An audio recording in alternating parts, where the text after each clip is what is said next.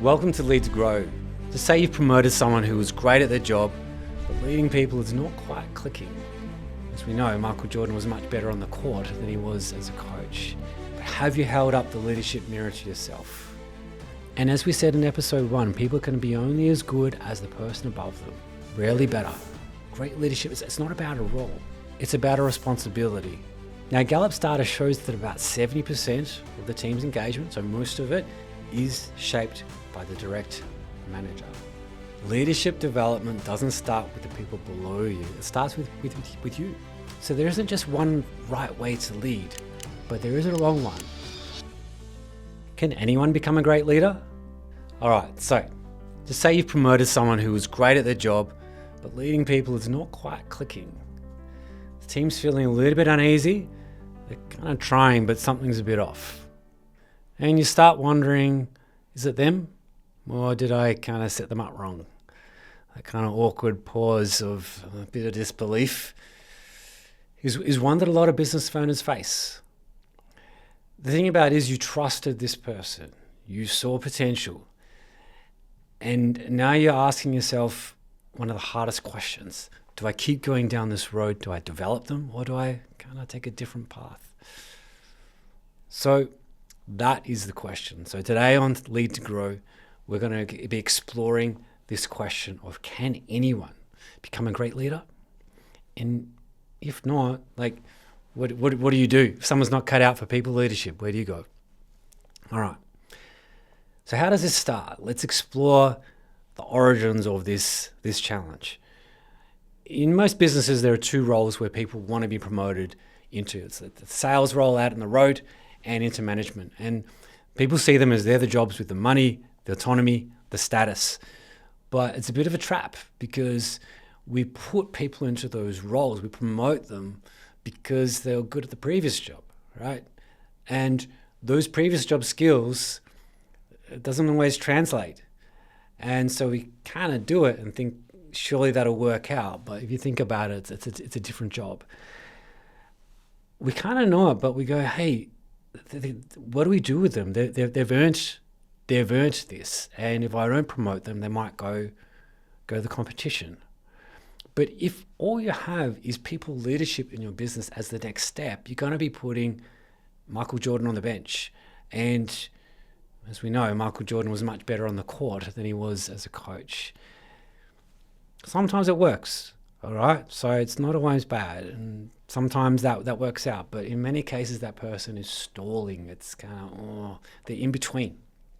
And so the question is not so much, can anyone be a great leader? It's, when do you stop trying, and when do you double down? All right, let's think about leadership suitability, because before you can decide if someone's suited to leadership, you need to work out what it actually is.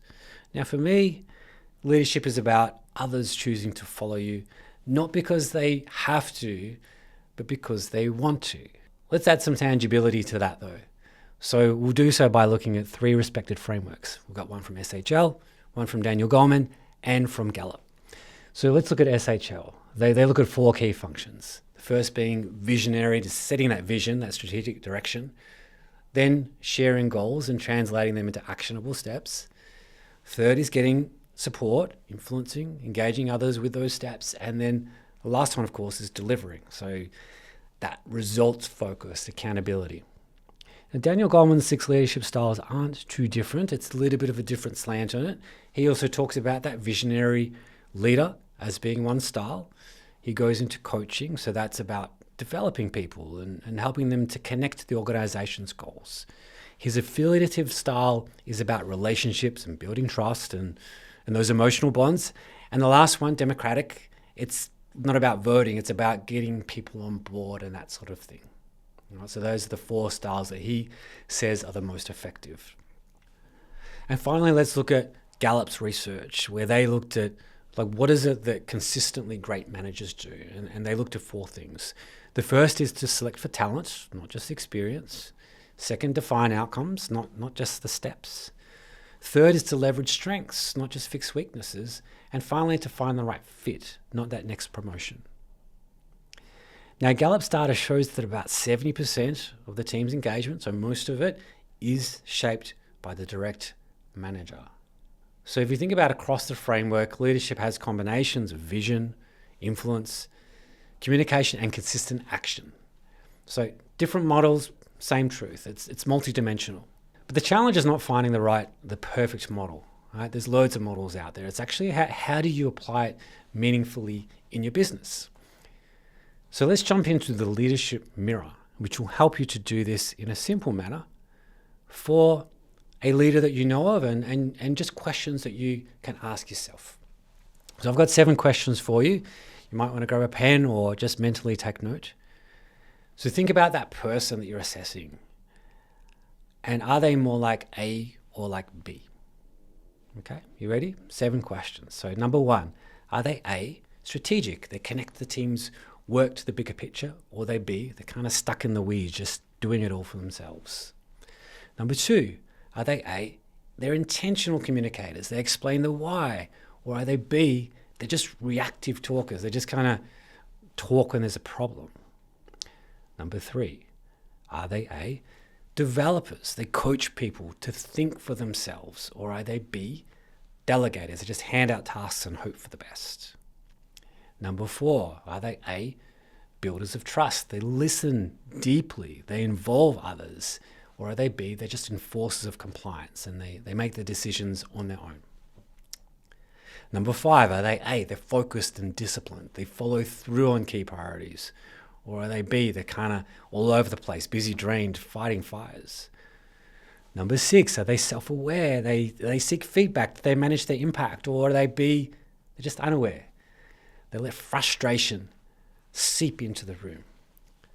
And number 7, are they more likely A, they're values driven, they lead by example, they own mistakes, they share credit with others, or are they B, it's just about the title, it's about their authority, and they avoid that accountability. Now, if you scored mostly A, it's possible that you have a genuine people leader.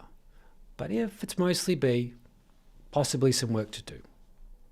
But there still could be potential there. So now let's go to the leadership potential checklist. And this is a similar format. There's 7 questions, A and B. And this may uncover that you have a person that has suitability to leadership, but they're just not doing the things just yet. Now, I want you to think about how were they in the early stages before they got into this role, and also how are they showing up now? Is it the same? Is it different? Because if that potential is there, but they just don't have the capability, there could be some investment that could really help. So let's go. So question 1, are they A, genuinely curious about people? They ask, they listen, and they learn. Or are they B, they're just focused on themselves. They're quick to talk. They don't like to actually listen. Number 2, are they A, open to feedback, they're eager to learn? Or B, they've got a closed mindset, they're defensive, they're resistant to learn? Number 3, are they A, motivated by the success of others? Or B, focused on their own recognition? Number 4, are they emotionally self-aware? They read the room with empathy? Or B, are they just emotionally reactive under stress? Number 5, are they A, big picture thinkers? They connect to the wider business. Or are they B, they're just focused on narrow tasks, today's to-do list? Number 6, do they A, influence through trust, listening and earning respect? Or are they B, they look at authority, command and control? And the last one, number 7, if things go pear-shaped, if things go wrong, are they the ones to take ownership and learn? Or are they quick to point the finger? So think about it. Are they becoming someone that others want to follow, or they just like their title? They like that manager title. All right. Now, if you've got someone who maybe needs a bit of work, you might be thinking, oh, does it really matter? Can't I just leave it as it is?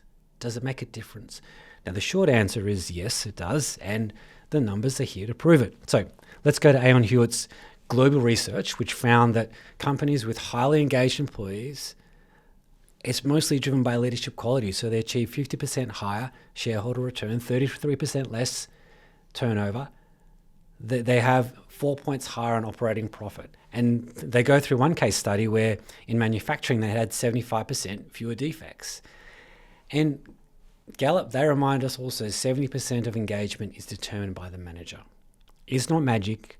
We all know this. It's leadership and good management.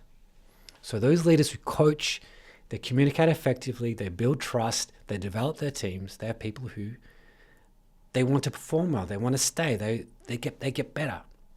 So if you're feeling like there's some discomfort in transitioning someone who might be struggling in a leadership position, the payback is there.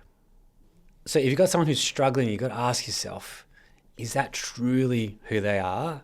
Or is it the environment? Is it the training? Is their understanding of leadership?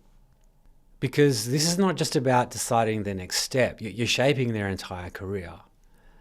Now, for some, moving away from leadership, it can be liberating. Right? It could be the best thing. But for others, it might still be where they belong. That they just need more support. Maybe they had some really bad examples. Maybe they're still maturing.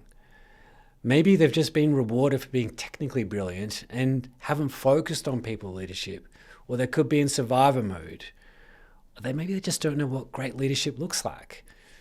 So some people, they have the heart, but not the confidence. Others are shifting from, I can succeed through my own effort, just working really hard, to, I'd like to succeed through others. So sometimes it's the environment, a low trust or political situation or fear that brings out their worst version. So before you label someone who's not leadership material, pause and ask, is it really potential they lack or the right environment to show it? Now there's some looking in the mirror for ourselves. And I have to talk about this, and this might sting just a little bit, but have you held up the leadership mirror to yourself? Because if you're not role modeling clarity, trust, and consistency, if your culture rewards people being busy rather than development, this might be causing other people to struggle, and it may not be helping. And as we said in episode 1, people can be only as good as the person above them, rarely better. Leadership development doesn't start with the people below you. It starts with you. We want our team to get better. Well, we also need to get better. And we create the environment, the tone, the example that we show each day. All right, so perhaps we're now at the point where we want to have a conversation, and there is no magic script, because it does depend on the person, the relationship you have, and the timing. What might work with one person could completely bomb with another. So don't take this as the answer, just take it as a guide. All right, so the first tip, I want you to think about your relationship with them and what is their mindset right now? How is your connection? What have the recent conversations been? Even how you go about scheduling this conversation might tip them off in terms of having concern and anxiety. It's best to keep it casual, and if you can put it into an existing meeting, that's ideal. The second tip is don't force the timing. Don't be there thinking I got to say this. I got to tick the box. They might actually have just come out of a stressful client meeting and it's not the right timing. Now the third tip is honesty, and being clear about your intention is important. I wanted to check in about how things are going, what you're enjoying, what you're finding harder. My intent is simple. I want to see you thrive and enjoy your work. I've seen that energy before, but lately it just doesn't seem like you've been energized. And hey, I might be misreading it. I just wanted to check in. Is now a good time to talk about that? That last question builds trust by asking consent and giving them a bit of power of the conversation. Now, tip number 4 is to listen with curiosity, not with correction. You might talk about, hey, I see you energized by deep work, but the people side seems to drain you. Listen, don't debate, paraphrase, reflect what you've heard, and just be there for them. And tip 5 is just to ask more open questions. What parts of the role energizes you? What makes you feel heavy? If we could redesign your week, what would that look like? The aim isn't to get agreement straight away in this conversation. It's just to create awareness. It'll probably take several conversations, but if they walk away feeling safe, respected, and heard, then that's progress. Because if people feel that way, that's when reflection begins, and they may come back to you at a later stage. Okay, so say you get to this point and both of you agree that people leadership is not for them. Okay, so now what do we do? It's important to think of this as clarity, not failure, because leadership is not a one-size-fits-all. There's more than one way to have an impact. And for many businesses, if they just have that default path as people leadership, then that's just the one version. But you can consider technical leadership. And this is leading by being that expert, by being that master. They set those standards. They handle the complex work. They mentor others. They further the thinking of the business without having the responsibility of the team, of their performance. They still need to be able to communicate, but there's less pressure on the people side. And when you do this, it can't be tokenistic. It's not just a made-up role. What you want to do is think about what value can we get as a business with this role? Can this help drive our capability further? Can we get greater depth and capability by leveraging this person's skills? And by only truly creating a role that's valuable, that's when that person has respect and dignity. Maybe that role doesn't exist right now. Maybe there's a project that's coming up, or there's an assignment or an improvement initiative that taps into their strengths. The point is that if you think about what the business needs today into the future, it's highly likely that you'll be able to leverage their capability in a far more impactful way than putting them into a people leadership position where they're drained and unhappy. And that's where you get that win-win, because their clarity and purpose is crystal clear and they're thriving and you're getting the most out of that person. And when doing that thoughtfully, it's a win-win for everybody. And that allows you to then hire a people leader for the team. So the point to that is to start the conversation, explore different options that suit the business and that person, and plan it out. And by that, you'll have everybody thriving and your life will be easier too. So when you really think about it, this whole question of can anyone become a great leader, it just isn't about talent or training. It's about awareness, the environment, and having an honest conversation. Sure, yeah, there are some people who are built for leadership. They get energy from others. They love helping people grow.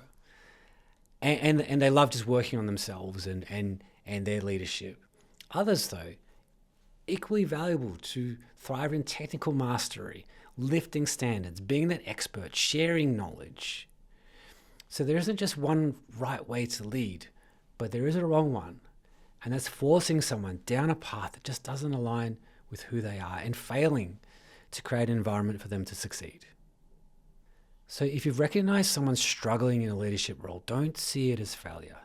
See it as a moment of truth, your chance to help them rediscover their strengths, rethink how they add value, and make sure that the business benefits not only from their best self, but also their most respected self. And if you realize that the environment you've created isn't helping, then this is your chance to uncomfortably look in the mirror and develop yourself. Because ultimately, great leadership, it's not about a role. It's about a responsibility. And that anyone can learn. Thanks for listening to Lead to Grow with me, Tommy Sim. If you enjoyed this episode, make sure to follow, subscribe, and hit the like button wherever you get your podcasts. And if you're on Apple Podcasts or Spotify, please leave a 5-star review. It really helps more leaders find this show. You can also watch the full episode on YouTube. Just search Lead to Grow with Inject. And don't forget to like, subscribe, and hit that bell so you never miss an episode. Thanks for joining me. See you next time.